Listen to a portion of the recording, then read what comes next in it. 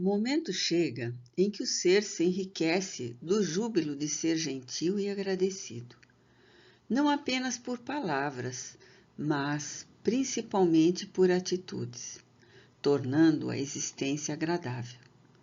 A gratidão torna o mundo e as pessoas mais belas e mais queridas. Psicologia da gratidão, capítulo 5. A gratidão como roteiro de vida. Transitando por níveis diferentes de discernimento e de lucidez, a conquista da consciência constitui o grande desafio existencial. Pode-se afirmar, sem dúvida, que essa conquista pode ser transformada no sentido, no significado que se deve buscar, proposto por Jung, substituindo a ilusão da felicidade transitória, fugidia, qual se fosse uma delicada miragem que a realidade dilui ao contato direto quando se encontra praticamente ao alcance. Em razão dos diferentes estágios de consciência fisiológica, comer, dormir, reproduzir-se, ou psicológica, comer, dormir, reproduzir-se, e também pensar e agir com discernimento e segurança ético-moral.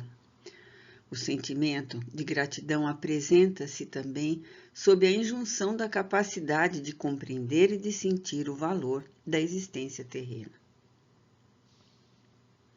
Em algumas culturas modernas, ainda existe o conceito machista e primário de que a gratidão é um sentimento feminino, não passando de uma emoção específica da mulher, que não deve ser cultivada pelo homem. Nesse contexto, quando um homem expressa gratidão, dizem ei-lo em conflito de sexualidade com predominância da anima no comportamento. O homem, dentro dessa teoria ultrapassada, deve caracterizar-se pela força, entenda-se brutalidade, vigor de sentimentos e quase total ausência das emoções superiores da ternura, da bondade, da abnegação, sendo o sacrifício mais um gesto estoico e másculo do que a superior entrega ao ideal, ao sentido de viver. Em consequência, essa natural manifestação da emotividade, rica de amor, é recalcada e desprezada, gerando culpa inconsciente pela instalação do seu oposto, que é a ingratidão. Numa linguagem poética, a flor e o fruto, o lenho e a sombra são a gratidão da planta, a bênção da vida. A linfa generosa e refrescante é a gratidão da nascente reconhecida ao existir. O grão que se permite triturar é a gratidão que nele se encontra para se transformar em pão e em dádiva de manutenção da vida. Tudo em a natureza, quanto é belo, nobre, fecundo e estético, constitui a sua gratidão por fazer parte do espetáculo da vida. Porque pensa e sente, o ser humano é constituído pelas emoções que na fase primária são agressivo-defensivas e à medida que logra o evoluir, transformam-se em reconhecimento e retribuição. Não se trata de uma devolução equivalente ao que foi recebido, como um pagamento pelo que lhe ofereceu, mas uma emanação de alegria, de reconforto pelo fruído e conseguido. Todo crescimento pessoal, de natureza cultural, moral e espiritual, deságua inevitavelmente no sentimento da gratidão, da oferta, da participação no conjunto, tornando-se um indivíduo igualmente útil e valioso. A gratidão individual é uma nota harmônica a contribuir para a sinfonia universal, ampliando-se e tornando-se um sentimento coletivo que proporciona o equilíbrio social e espiritual da humanidade. Pensa-se muito em gratidão como instrumento de afeição, o que é correto, No entanto, é muito maior o seu significado, que deve transformar-se numa forma de viver-se, de entregar-se ao processo de crescimento interior, de realização do progresso. Não basta, porém, desejar-se a gratidão como flor espontânea, que medra em determinados momentos e logo emurchece. Ela deve ser treinada, conforme já consideramos anteriormente, exercida como forma de comportamento, externando-se em todas as situações geradoras de alegria e de satisfação. Normalmente, os portadores de transtornos de conduta, os psicóticos e todos aqueles que padecem de psicopatologias fazem-se ingratos, perdem o contato com a realidade dos sentimentos e volvem ao primarismo egoísta e soberbo das atitudes negativas. É claro que as enfermidades desse porte, como resultado de problemas no arquipélago das neurocomunicações, apresentam carência de serotonina, de noradrenalina, de dopamina, amortecendo-lhe as emoções superiores e castrando as comunicações da afetividade. Tal ocorrência, no entanto, está atrelada ao estágio evolutivo do paciente, às suas construções mentais, quando esteve saudável, aos mecanismos de ansiedade e de desconfiança, de fácil irritabilidade e enfado. O exercício, portanto, da afeição, que se gratula e se expressa de maneira gentil, enriquece a emotividade superior, empobrece o egoísmo e desenvolve o self, que se libera de algumas das imposições do ego, facilitando a comunicação no eixo entre ambos. Nem sempre, porém, o indivíduo sente a gratidão por motivos variados. Infância feliz, família turbulenta e difícil, relacionamentos mal-sucedidos, solidão, complexo de inferioridade ou de superioridade, que embrutecem os sentimentos, desenvolvendo as ferramentas de autodefesa.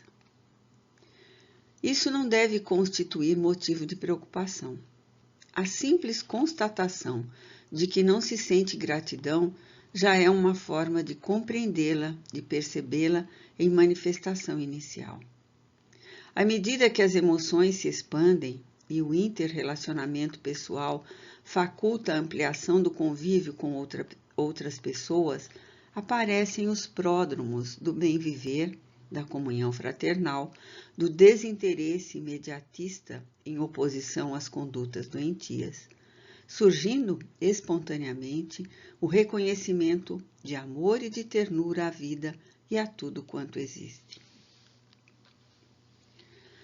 Não havendo pessoa alguma que se possa apresentar como autossuficiente, portanto, desvinculada de outrem, que não necessite do contributo das demais pessoas individualmente, assim como da sociedade em geral, é inevitável que a busca de companhia, o descobrimento dos valores que existem nos outros, a grandeza moral de que muitos dão mostras excelentes, despertem o sentimento de gratidão como retribuição mínima ao contexto social no qual se vive. A psicoterapia da gratidão preventiva aos males e curadora de conflitos está presente em todas as obras relevantes da humanidade, seja naquelas de natureza filosófica ou religiosa, seja nos comportamentos dos grandes construtores da sociedade, mártires ou santos, pensadores ou místicos, legisladores ou profetas.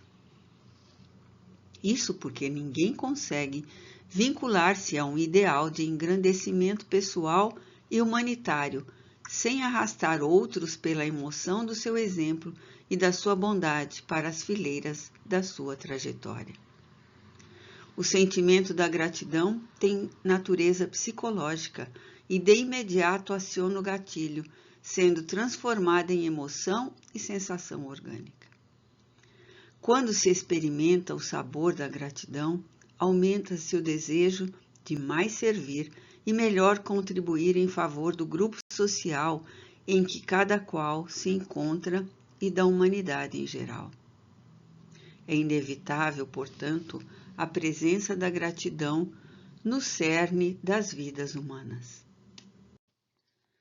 O ser humano perante a sua consciência. Desde o momento quando ocorreu a fissão da psique, dando lugar ao surgimento dos arquétipos ego e self, os pródromos da consciência começaram a ensaiar o despertamento das emoções de variado teor e significado psicológico. As manifestações iniciais do medo e da ira abriram as possibilidades para as demais expressões dos sentimentos adormecidos, propondo a continuação dos instintos de conservação e de reprodução da vida orgânica, facultando a superação daqueles outros agressivos defensivos, ou, pelo menos, o seu eficaz direcionamento, elegendo preferencialmente aqueles que proporcionam prazer e harmonia em detrimento daqueles outros que geram sofrimento e desequilíbrio. A dor brutal do princípio começou a ceder às manifestações menos grosseiras, culminando na presença dos fenômenos morais afligentes que o conhecimento tem o dever de lenir, à medida que a consciência adquire os níveis superiores a que está destinada. No Oriente, o discernimento que proporcionou o surgimento da consciência é encontrado na tradição do Bhagavad Gita, a parte do Mahabharata, quando o mestre Krishna, dialogando com o discípulo Arjuna, ajudou-o a penetrar na vida mística, especialmente na luta que deveria ser travada com destemor entre as virtudes, de pequeno número, e os vícios, muito mais numerosos, mediante a aplicação das forças nobres da consciência. No judaísmo, surgiram os formosos vislumbres do bem e do mal nos livros mais antigos dos profetas, especialmente em alguns daqueles que foram considerados heréticos a partir do Concílio de Nicéia, no ano 325 d.C., convocado pelo imperador Constantino. Dentre esses, destacamos o livro de Enoque, em cujas lições Jesus teria encontrado apoio para o seu ministério, e os apóstolos João, Tiago, Lucas, nos Atos, e Paulo se inspirariam para a elaboração de preciosas páginas que aplicaram nas suas propostas evangélicas e epistolares. A dualidade arquetípica da sombra e da luz apresenta-se então como Satã e Cristo, o ungido, que vem das veneradas tradições orais, detestando o primeiro pela sua perversão e maldade. O outro lado da psique, o lado que se procura ignorar. E o Cristo, a luz da verdade, do bem, da plenitude. No Ocidente, o pensamento socrático-platônico expressou-se de maneira equivalente, apresentando a virtude como consequência dos valores morais ante os vícios de todo porte que degradam, impedindo o desenvolvimento de logos interno inerente a todos os seres humanos. Na esteira das sucessivas reencarnações, o espírito aprimora os valores ético-morais e intelectuais, propiciando o desenvolvimento das faculdades da beleza, da estética, da arte em diversificadas manifestações, que facultam a superação dos impulsos do primarismo pela espontânea eleição dos sentimentos morais elevados. Vivenciando em cada reencarnação uma ou várias faculdades éticas, as suas variantes enriquecidas do bem sobrepõem-se às anteriores tendências, fixando os valores espirituais que culminarão na plenitude do ser. Esses períodos, alguns assinalados por grandes turbulências emocionais, despertam a consciência do ego para o conhecimento do si mesmo, proporcionando-lhe compreender a finalidade da existência carnal. À medida que supera os episódios vivenciados no pavor, dando lugar às manifestações da afetividade, a princípio em forma de posse e domínio, para depois, em atitudes de renúncia pelo bem-estar do outro, a ampliação da consciência objetiva impulsiona o espírito para as conquistas de natureza cósmica. Nesse Comenos surge o nobre sentimento da gratidão com as suas mais simples expressões de júbilo pelo que se recebe da vida e, posteriormente, pela necessidade de retribuir, libertando-se da posse enfermice e da paixão desequilibrante, antes orquestradas pelo ego e pelo arquétipo sombra. Sentindo essa doce emoção de agradecer de imediato, se é propelido para a cooperação edificante no grupo social, para melhor e mais feliz, no qual a saúde real independe dos processos de desgastes pelas enfermidades ou pela senectude. A consciência grata é risonha e saudável, predominando em qualquer idade somática do ser humano. Comumente se encontram crianças e jovens com exuberância de saúde física, portadores, no entanto, de frieza dos sentimentos, relevantes do afeto, ingratos, mudando de atitude somente quando estão em jogo os seus interesses imediatos de significado egotista. Simultaneamente, se detectam os valores de enriquecimento gratulatório em anciãos e enfermos que, não obstante as circunstâncias e ocorrências orgânicas, tornam-se exemplos vivos de alegria, de luminosidade, de bem viver. Nem mesmo a aproximação da morte biológica aflige-os ou atemoriza-os, antes, pelo contrário, alegra-os em agradável anúncio de libertação, que lhes enseja a individuação antes ou após o decesso tumular. O sentimento de gratidão, portanto, não se deve apresentar exclusivamente quando tudo transcorre bem, quando os fenômenos psicossociais, emocionais e orgânicos encontram-se em clima de júbilo, mas também por ocasião das ocorrências denominadas como adversidades. Reagir-se de maneira grata aos sucessos de qualquer porte é perfeitamente normal e natural. E se assim não se procede, é porque se é arrogante, soberbo, vivendo em conflitos desgastantes. O desafio à gratidão dá-se nos tempos difíceis, quando surgem as adversidades, que são também parte do processo desafiador da evolução, porquanto nem sempre os céus humanos estarão adornados de astros, sendo todos convidados a atravessar a noite escura da alma com a luz do sentimento reconhecido a Deus pela oportunidade de experienciar novas maneiras de viver. Normalmente, o sofrimento ceifa a gratidão e o indivíduo foge para a lamentação deplorável, para a autoacusação ou autojustificação, comparando-se com as demais pessoas que lhe parecem felizes e destituídas de qualquer inquietação. De certo modo, sem as experiências dolorosas, ninguém pôde avaliar aquelas que são enriquecedoras e benignas por falta de parâmetros de avaliação. Necessário, nesses momentos mais difíceis, liberar-se da raiva, da mágoa, evitando a ingratidão pelos bens armazenados e pelas horas felizes anteriormente vividas, continuando a amar a vida mesmo nessas circunstâncias indispensáveis.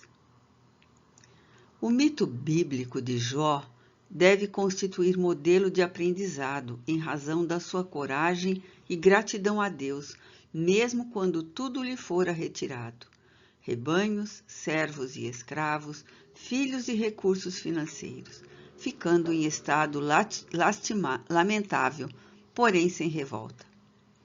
A lenda narra que aquilo fora resultado da interferência de Satanás, que lhe invejando a felicidade e o amor a Deus, propôs ao Criador que lhe retirasse tudo, e ele se revelaria como as demais criaturas, rebelde, ingrato e desnorteado.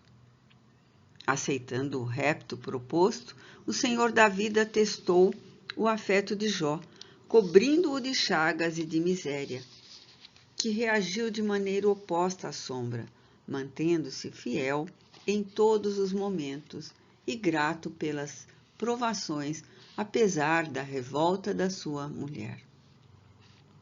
Apenas perguntou: por que eu?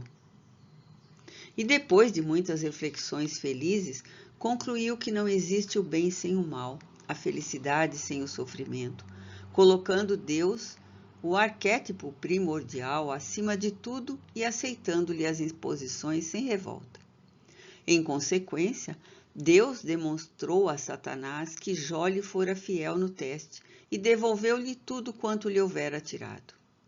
Dilatando-se a consciência enobrecida pela lucidez, os arquivos do Self liberam os arquétipos celestes que procedem do primordial, e a gratidão também se torna o estado luminoso que enseja a conquista cósmica, recomendada por Jesus, com a instalação do reino dos céus nos arcanos do coração. A busca do Self coletivo mediante a gratidão. A herança arquetípica da intolerância religiosa e alguma de origem científica a respeito das conquistas novas do pensamento deram lugar ao surgimento de muitos dos conflitos que afligem o ser humano, especialmente no que diz respeito ao seu comportamento neurótico. Castradoras e inconsequentes, essas doutrinas foram e prosseguem responsáveis pela geração da culpa e da autopunição como instrumento de depuração pessoal, facultando o surgimento do ego neurótico. De igual maneira, o materialismo científico exacerbou na valorização do corpo, atribuindo-lhe necessidades que, em verdade, são transformadas em exigências doentias de comportamento que perturbam o processo normal de desenvolvimento das suas funções orgânicas e psicológicas. Nem se viver para o corpo ou deixar-se de o valorizar. O meio termo é sempre o mais saudável, em vez de qualquer postura extremista. Todas as pessoas são portadoras de necessidades de vários tipos, caracterizando o estágio evolutivo de cada uma.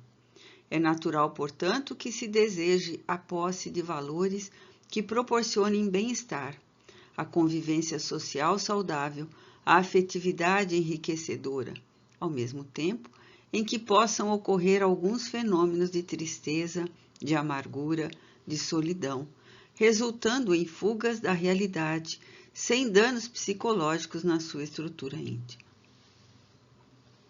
Indivíduos portadores de conflitos severos, sem a coragem para o autoenfrentamento, a fim de diluí-los nas experiências dos relacionamentos humanos, refugiaram-se no dogmatismo defluente da ignorância para transferir suas inseguranças e angústias para os outros, proibindo a vivência da felicidade sob as justificativas de que a terra é um vale de lágrimas ou um lugar de desterro, onde o sofrimento deve ser cultivado. Ao mesmo tempo, em razão das inquietações e frustrações sexuais, estabeleceram que o corpo é responsável pela perda do espírito, firmando regras de autopunição, de flagelação, de masoquismo, submetendo-o, mediante mecanismos perversos, às exigências absurdas de condutas antinaturais, violentadoras do seu processo normal de desenvolvimento. Conceitos infelizes e injustificáveis, portanto, transformaram-se em regras religiosas e algumas em imposições culturais, ditas científicas, punindo o indivíduo pelas suas necessidades biológicas e psicológicas, facultando graves transtornos na personalidade. Porque inviável à violência em relação às necessidades emocionais e orgânicas do ser humano, surgiram os mecanismos de fugas psicológicas e de hipocrisia, construindo enfermos do self, muito preocupados com o ego. Mais importante, por conseguinte, de ser autêntico, normal, em processo de crescimento, criou-se a máscara do parecer bem, apesar das aflições internas e avassaladoras. O que é grave nesse comportamento é o impositivo de odiar-se o corpo para salvar-se a alma, como se a dualidade não fosse resultado de uma interdependência na qual o espírito é o responsável pelo pensamento, pelas aspirações, pelos sentimentos que a organização fisiológica expressa como necessidades que se transformam em prazeres. Responsável pelo corpo em que se transita, o espírito modela-o através do seu perispírito, encarregado das experiências anteriores de outras existências, trabalhando-lhe as necessidades de acordo com a conduta e as ações felizes ou desditosas que naquela ocasião foram praticadas. O sentimento de gratidão, em consequência, desaparece para dar lugar ao de desconforto pela vida física e de ressentimento pelos próprios fracassos, quando, em vez desse comportamento, a Terra é uma formidável escola de bênçãos, onde se vivenciam experiências em refazimento e outras em construção, avançando-se sempre no rumo da plenitude. Toda pessoa normal sente desejo de amar e de ser amada, de ambicionar e de conquistar valores que lhe traduzam o estágio de evolução intelecto-moral, de sorrir e de chorar, como fenômenos comuns do dia a dia. Não existem pessoas destituídas destes anelos, exceto quando transitam por dolorosos transtornos psicóticos que lhes invalidam o discernimento e a capacidade de compreender. O importante é a maneira como se aspira e o nível de equilíbrio que deve ser tido em conta, evitando-se em qualquer abuso ou excesso defluentes da insatisfação neurótica. É fenômeno normal o desejo de ser aceito no grupo social e benquisto onde se encontre, sem nenhum prejuízo para a sua evolução moral. Antes, pelo contrário, constituindo um estímulo para o desenvolvimento dos valores adormecidos. Quando o ego se neurotiza, manifestam-se os transtornos que são frutos espúrios dos fenômenos castradores, como falar demais ou não dizer nada, viver sempre em luta pelo poder ou desinteressar-se totalmente de qualquer aspiração. Aguardar a afetividade dos outros sem o empenho por se doar às demais pessoas, falsas condutas de autovalorização em detrimento daqueles que constituem o núcleo familiar ou social. O mais grave nessa conduta é a maneira como são exteriorizadas as manifestações do ego neurótico. Algumas pessoas apresentam-se agressivas, desvelando-se com facilidade, impondo-se sobre os outros, não ocultando os conflitos em que se debatem, enquanto outras, mais hábeis e dissimuladoras, sabem como manipular o próximo e parecer vítimas das incompreensões, cultivando a autocompaixão e dando lugar a desarmonias onde quer que se encontrem. As variantes dessas manifestações neuróticas são várias formas de expressar-se, exigindo de todos cuidados especiais nos relacionamentos, a fim de se evitar conflitos mais graves, porquanto os pacientes dessa natureza encontram-se sempre armados contra em mecanismo contínuo de defesa, como se estivessem ameaçados exteriormente. Apesar desses impositivos ancestrais e dessas heranças culturais perturbadoras, o self pessoal intui o melhor caminho a percorrer e despreza os tormentos neuróticos do ego, abrindo espaço para a compreensão da finalidade da existência que deve ser cultivada com alegria, mesmo nos momentos de desafios e de dificuldades, ampliando a sua faixa de realização, até se mesclar no painel coletivo em forma de gratidão pela vida. À medida que o self se resolve por desmascarar o ego neurótico e propõe-se a diluição dos seus conflitos, modifica-se a realidade no paciente, que passa a conviver melhor com as próprias dificuldades, compreendendo que lhe cabe realizar uma análise mais cuidadosa a respeito da conduta pessoal e social, que não podem ser corretas desde que se expressam em sentido contrário à correnteza, isto é, ao modus vivendi da sociedade.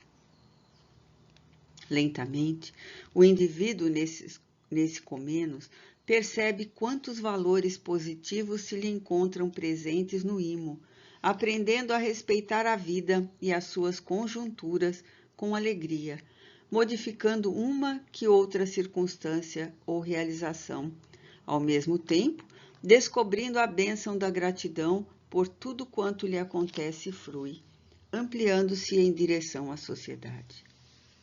O self coletivo enseja-lhe a adaptação dentro do seu contexto, e sem a perda da identidade e das conquistas, mantém-se feliz por compreender a utilidade da sua existência em relação a outras vidas e ao conjunto cósmico.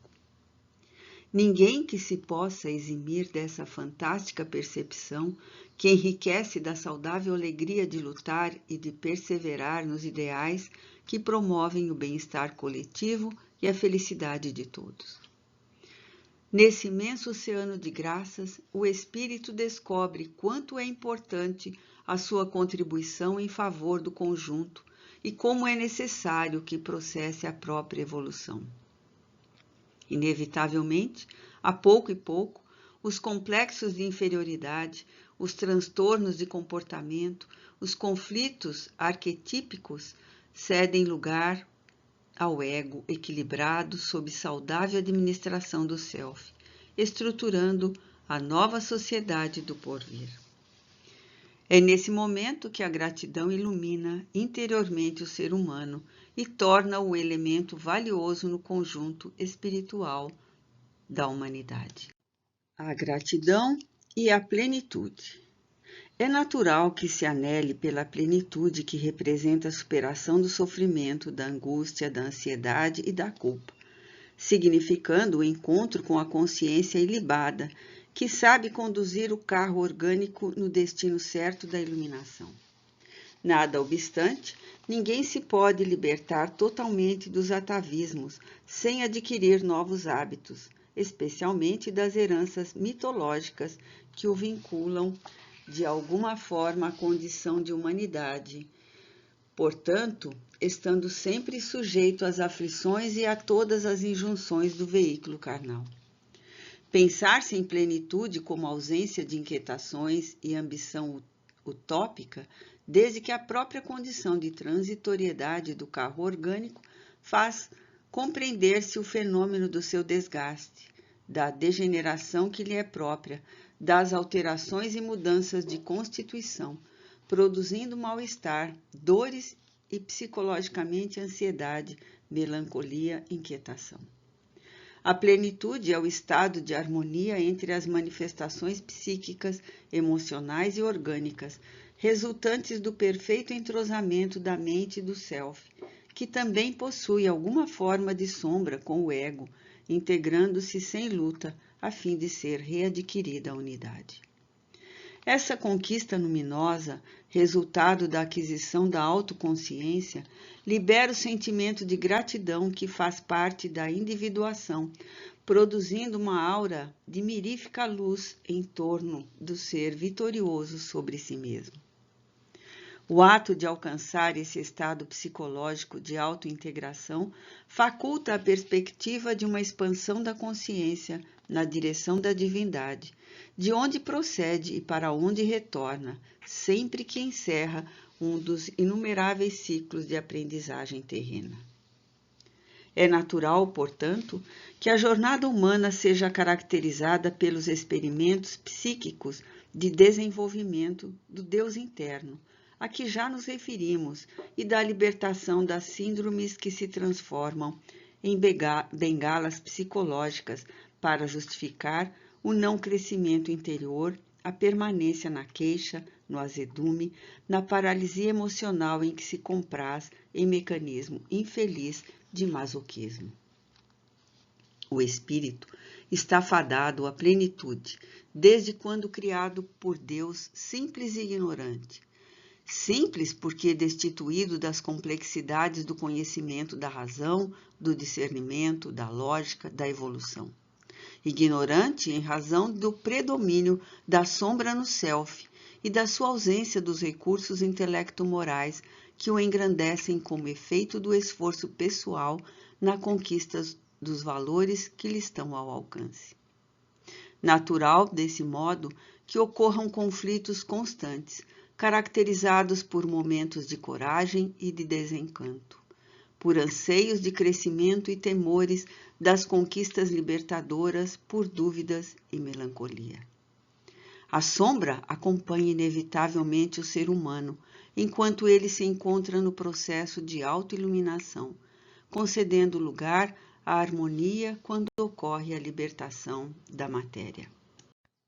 Segundo o historiador grego Heródoto de Helicarnasso, Solon, o nobre filósofo, dialogando com o rei Creso da Lídia, tido como o homem mais rico do mundo no seu tempo, que, considerando feliz pelos tesouros amealhados, após apresentá-los ao sábio, indagou-lhe eufórico qual seria, na sua opinião, o homem mais ditoso do planeta.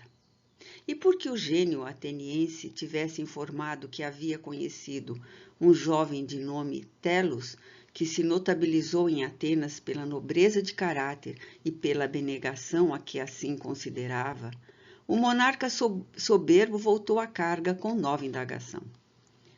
E, na sua opinião, qual é o segundo homem mais feliz do mundo? Acreditando que seria citado como exemplo, sofreu novo constrangimento ante a resposta do eminente convidado, que informou ter conhecido 2 irmãos que cuidavam da própria genitora e, quando esta desencarnou, dedicaram a preciosa existência a servir a cidade-estado. Creso não pôde mais sopitar o desencanto e tornou-se inamistoso com o convidado, realmente mais sábio daquela época.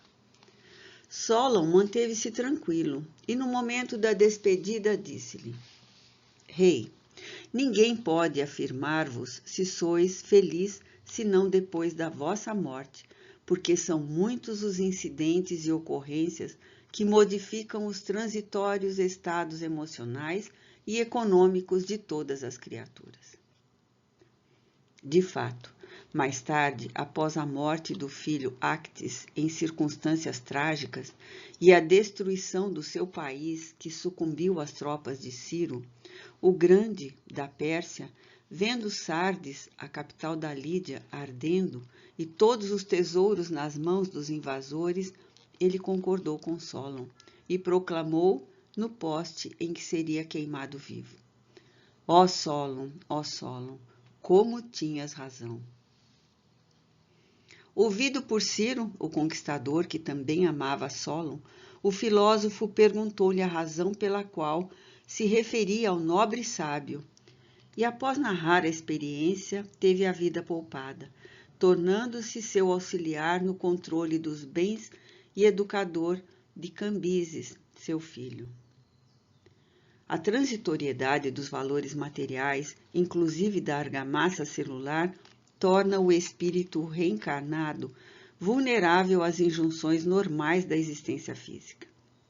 Creso, pioneiro da fundição de moedas de ouro, possuidor de imensa fortuna em ouro, trazida pelas águas do rio Páctulo, que dividia a capital da Lídia, não se deu conta de ser grato à vida, pensando somente em acumular, embora vitimado pelas circunstâncias em haver sido pai de um surdo-mudo e o seu herdeiro haver experimentado uma desencarnação trágica, varado pela lança tirada pelo seu amigo Adasto, filho do rei Midas da Frígia. O que se tem é adorno, sendo indispensável considerar-se psicologicamente o que se faz, o que se é, e tudo aquilo que se trabalha interiormente, transformar em gratidão pela existência, pela oportunidade de autoiluminação. Embora a fortuna colossal, Creso não era realmente feliz, pois que não pôde evitar o nascimento do filho limitado, nem a morte do herdeiro amado, e muito menos a invasão e destruição do seu reino. No entanto, quando se permitiu a humildade de reconhecer que Solon tinha razão, pôde ter a sua e a vida dos familiares poupadas da morte hedionda que sempre é reservada aos vencidos. Ainda merece consideração a frase de Ciro ao libertar o rei e família vencidos. Desejo que se anote a minha generosidade, pois que se algum dia eu vier a cair vitimado em alguma batalha, espero que se use da mesma misericórdia para comigo, conforme a uso com ele. Creso. São os valores morais, as conquistas espirituais que respondem pela gratidão, que resulta de todas as oportunidades de crescimento e de valorização da existência, enriquecendo o ser humano de generosidade, a filha dileta da sabedoria de viver. Aquele que é grato, que sabe reconhecer a própria pequenez ante a grandeza da vida, faz-se pleno e feliz.